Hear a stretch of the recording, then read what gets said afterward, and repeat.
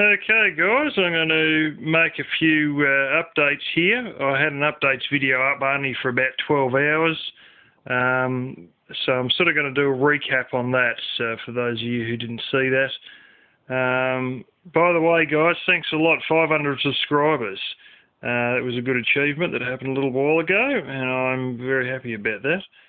I might as well answer a question that I get asked sometimes, and even Troy's been asked.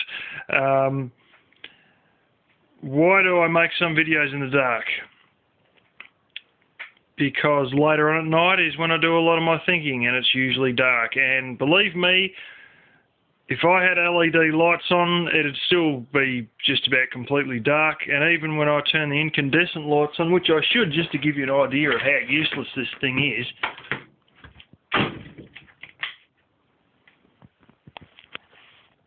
That's about as good as she gets with the incandescents on. With the LEDs, it's almost completely black. Why is it like this?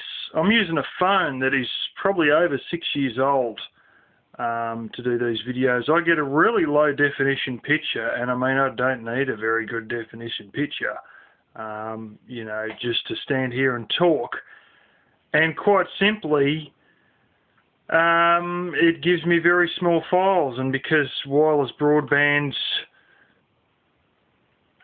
isn't terribly great speed in international terms, in Australian terms I've got it almost as good upload speed as some people on wide-in broadband have, but the fact of the matter is I'm paying crippling rates, and when Troy says you pay per the megabyte, yes, that is true.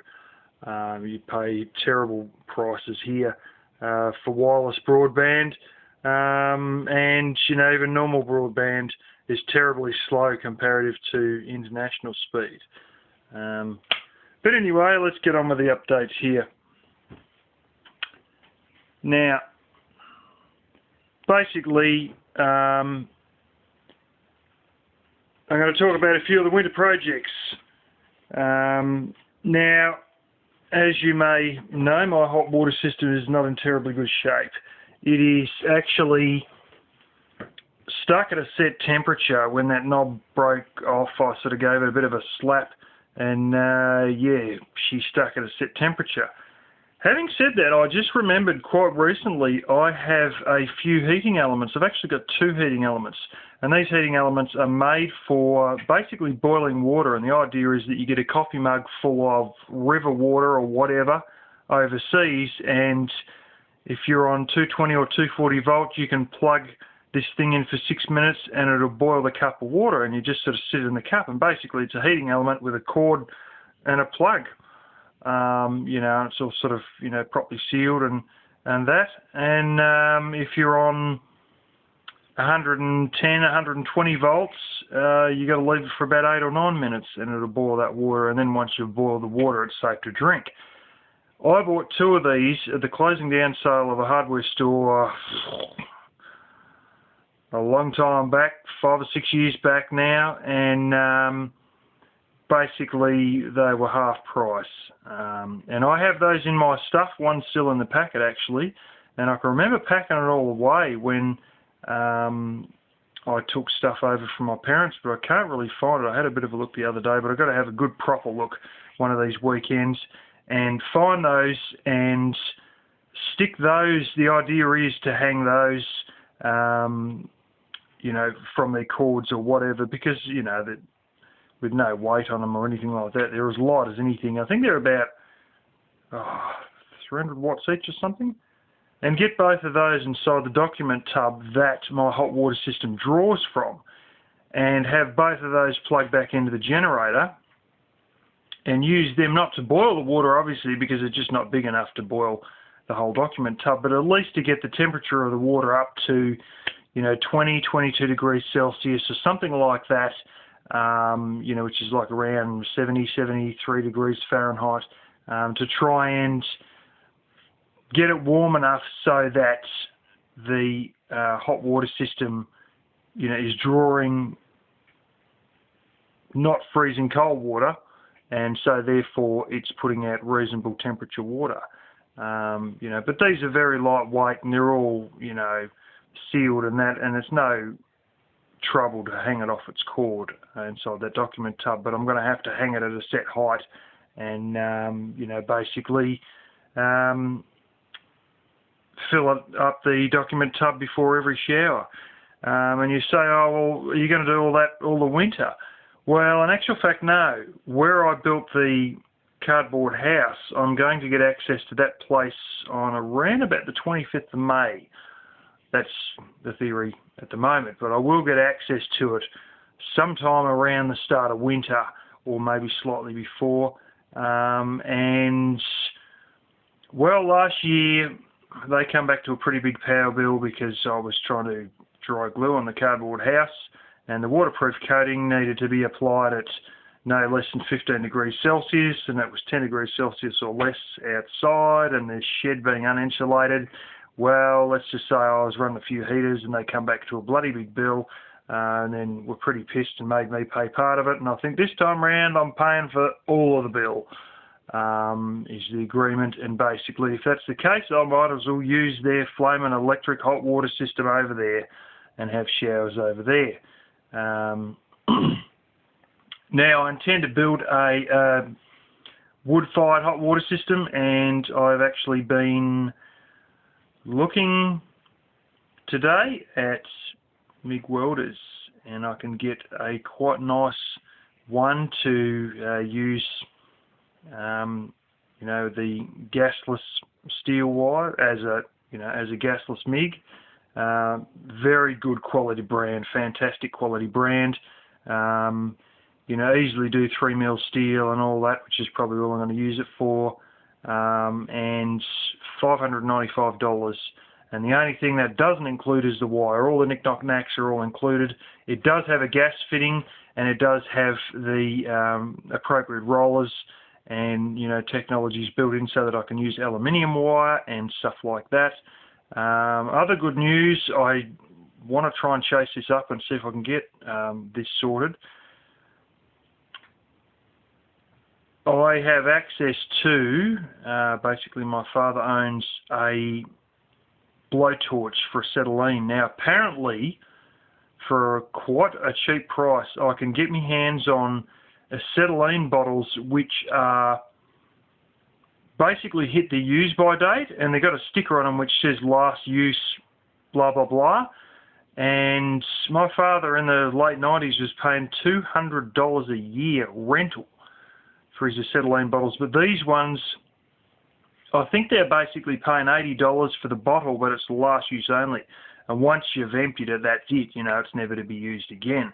So it just ends up going to scrap metal. But of course, you got to go and fill it with water or whatever to deal with that. Having said that, I intend to build myself a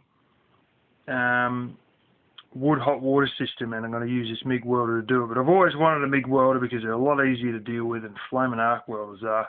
And I used to be very, very good when I was 17. I could, weld with a arc welder or stick welder, as they're sometimes known. I could weld together tins of beans and everything. But there's a lot of slag and stuff on it. And when I was doing something for this house, I tried out my welding skills, and I can still do welds 85–90% quality after not having touched it for years, which is quite surprising, really. But MIG welders, I've experienced those a little bit, and I reckon they're a dream compared to arc welders, so that's why I'm going to get one of them. Winter projects. I intend to build the super dish. I used to keep telling you about the super dish ages back.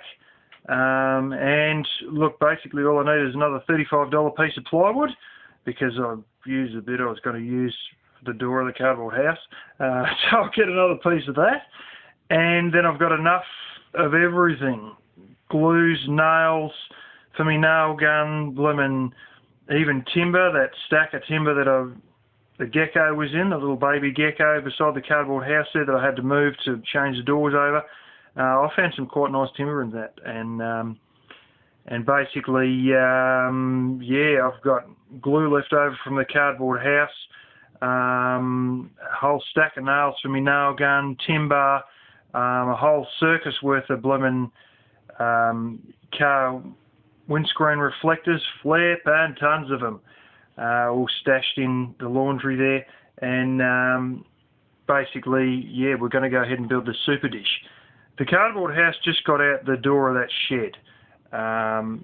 But the roller door there's two of them, and the middle bit, you can actually take it out. So I can have something basically the width of both roller doors in there. And this super dish, I'm intending to build it about 5 metres wide. So when we do things, we'll be cooking like there's no tomorrow, you know, with that. So yeah, that'll be something else. But I want to build that during the winter, and that'll be one of my projects. What was the other one I was going to do during the winter? Oh yes, I'm not going to build a tiny home, full-blown, you know, emergency shelter with all the fandangles, solar system and whatnot fitted into it.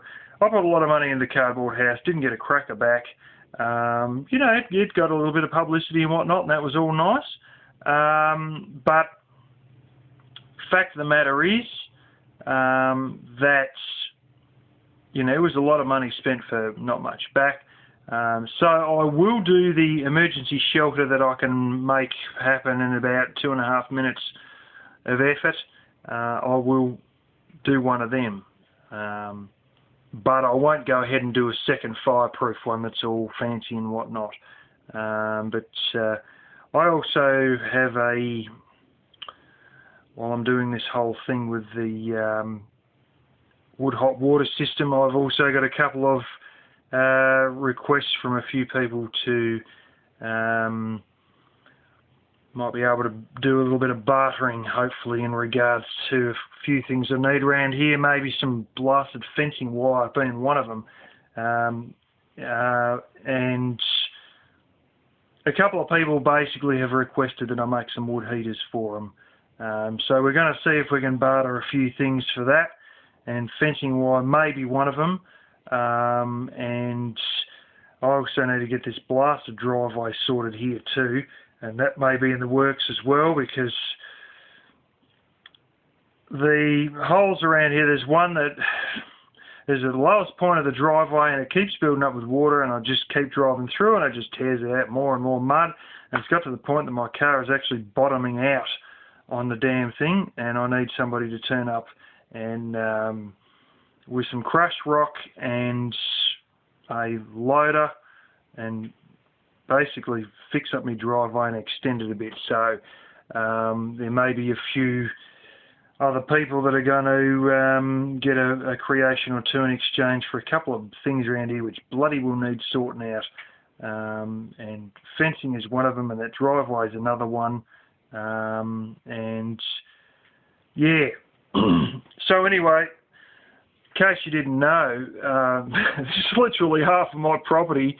I've got probably 30 acres that's fenced fine, and I've got about, well, it's probably, no, it's actually about 25, and I've got another 25 that the fences are, they're not laughable, they're sad. And we don't have sheep on half the property, purely because of the grade of the fences. Furthermore, I think we might need a few more sheep too. And because the property has already been split in one half, then I'll have the second half, you know, so it's basically going to be split in two, because it already is. So I may get some different kind of sheep, i.e. meat sheep, and shove some down there. But yeah, we'll see. And so that's my winter projects and what I'll be up to. And yeah, there we go.